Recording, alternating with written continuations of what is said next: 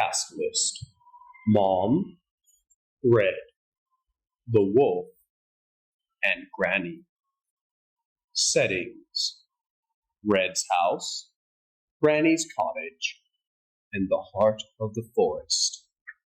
Time, the present. Scene 1. The living room of Red's house. Mom. Honey, it's time for you to go to Granny's house. I filled the picnic basket with all her favorite treats. Bran lentil loaf, low-fat bean dip, and organic mustard seed tea. Red. Oh, Mom, why do I always have to take Granny her special goodies? Mom. Now, Red, you know I can't walk far in these high heels. Red. Why don't you put on some sneakers? Mom. They aren't the least bit flattering. Anyway, I need to go back to the office this afternoon. I don't have time to go to the forest. Red. But Mom, every time I go to the Granny's, that dim-witted big bad wolf tries to eat me. Mom. Just stay on the path. You'll be fine. Red. Easy for you to say. That wolf is out to get me. Mom. Don't be paranoid, dear. Wolves are out to get everyone. Red. That doesn't make me feel any better. I don't know why Granny can't just move to the suburbs like everyone else. Why does she have to live in the middle of that creepy forest? Mom. She's convinced the dank forest air will help her live longer. Red. Well, the dank forest air won't help me live longer. Just hours from now, I'll be somebody's lunch. Mom. That's not a very helpful attitude, is it? You'd be amazed at how much easier life is when you try to think positively. Red. Whatever, Mom. I'd like to see you think positively about getting eaten by a wolf. Mom. What if I call that nice witch who lives in the gingerbread house at the other end of the woods? I'll ask if you can borrow her broomstick. Then you can just fly to Granny's house. Red. Very funny. You know I don't have my flying license. Mom. Well, maybe you can eat a lot of garlic before you leave the house. Doesn't garlic ward off big bad wolves? Red. Oh, Mom, you're hopeless. Garlic is for vampires, not wolves. Mom. Who knows? There might be vampires in the forest, too. Red.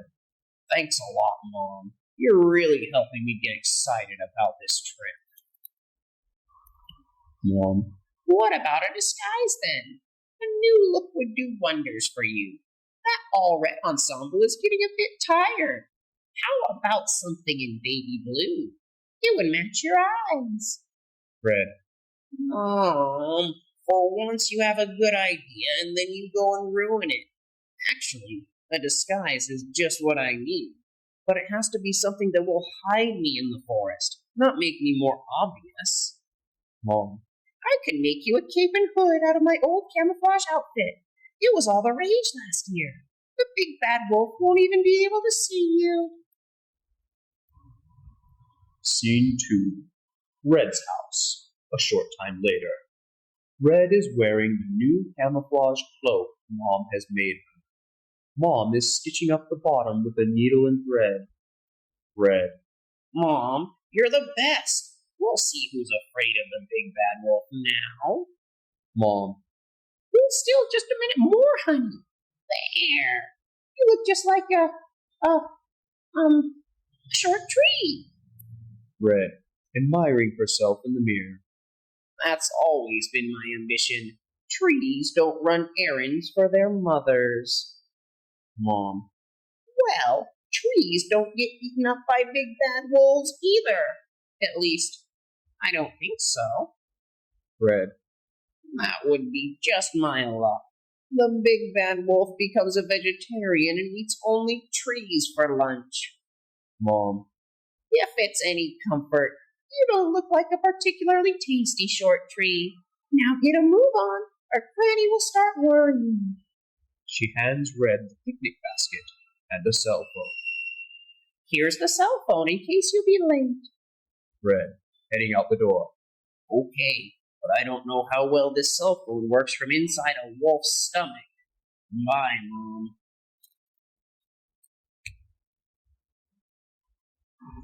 Scene 3. The forest. Wolf, peering from behind a huge tree. Good grief. Where is that girl in the red outfit? She's overdue to visit that skinny granny of hers. Red is skipping past the wolf as he moans and grumbles.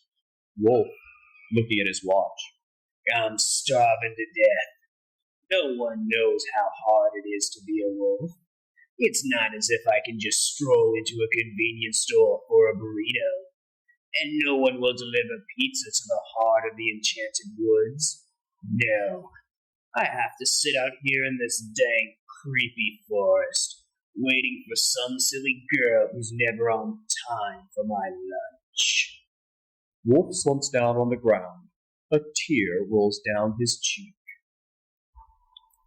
Wolf lifts his head after Red already has passed by. That's it. I can't wait any longer. I'm just going to have to eat that skinny granny. But how can I get her to let me inside her cottage? I need a gimmick. Maybe I could pretend to be her long-lost brother. But what if she doesn't have a long-lost brother? Then I'd be out of luck. Maybe I could pretend to be a neighbor who needs to borrow a cup of flour. Except she lives in the middle of the woods. She doesn't have any neighbors. Scratches his head. I have it. I'll just change my voice to sound like that red-hooded girl. That'll trick her granny into opening the door. Then, lunch is served. Wolf runs to the woods to Granny's cottage. Scene 4. At the door of Granny's cottage. Wolf knocking on the door. Granny. The wolf does his best to sound like a little girl. His best is not very good. Open the door. I brought a basket of goodies. All your favorites. Granny from the other side of the door. Who's there, you say? Wolf. It's me, your sweet, tasty, devoted granddaughter. Granny. Well, it's about time. I'm starving to death. I hope you've got something for lunch. Wolf. I think I do. Licks his chops. Now, let me in. Granny opens the door. Wolf rushes in. Granny. Hello, dear. My, you aren't looking very well. Wolf. I'm feeling a bit faint. I've come a long way through the woods to visit you, Granny dear. Granny. Well, I certainly do appreciate that, sweetie pie. It can get lonely out here in the middle of the forest. Wolf. That's for sure. I'm sure it can, Granny. Granny.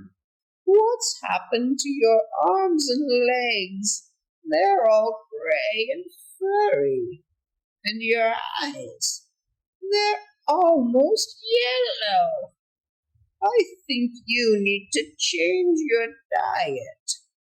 Do you eat enough green vegetables? Wolf. I usually just eat whatever I can scavenge. Granny. Tut, tut. And you haven't been brushing your teeth every day, have you? Say ah. Wolf. Opens his mouth. Granny. Oh dear, this is worse than I thought. Wolf. He closes his mouth and looks concerned. Well, do you think I'm sick? I haven't really been feeling myself lately. Granny. I'd say you're suffering from malnutrition. Wolf. Suddenly remembering why he's there. I'll say. Wolf bares his teeth and lunges at Granny. Suddenly, a loaf of bread flies through the air and hits Wolf in the head. He falls to the floor. Red, in her camouflage getup, emerges from Granny's kitchen, where she's been hiding all along. She looks very pleased. Red. Bullseye! Who knew that bran lentil loaf would make such a good weapon? Granny. You beamed him all right. Granny holds her hand to the wolf's head. I hope the poor fellow is okay. Red. Granny, he's a big bad wolf. He was about to eat you. Granny. Still, I feel sort of sorry for him. He really did look run down, even before you knocked him flat. I think I'll make him a nice bran lentil loaf sandwich and a cup of that delicious organic mustard seed tea. Red. Oh, Granny, you're such a softie.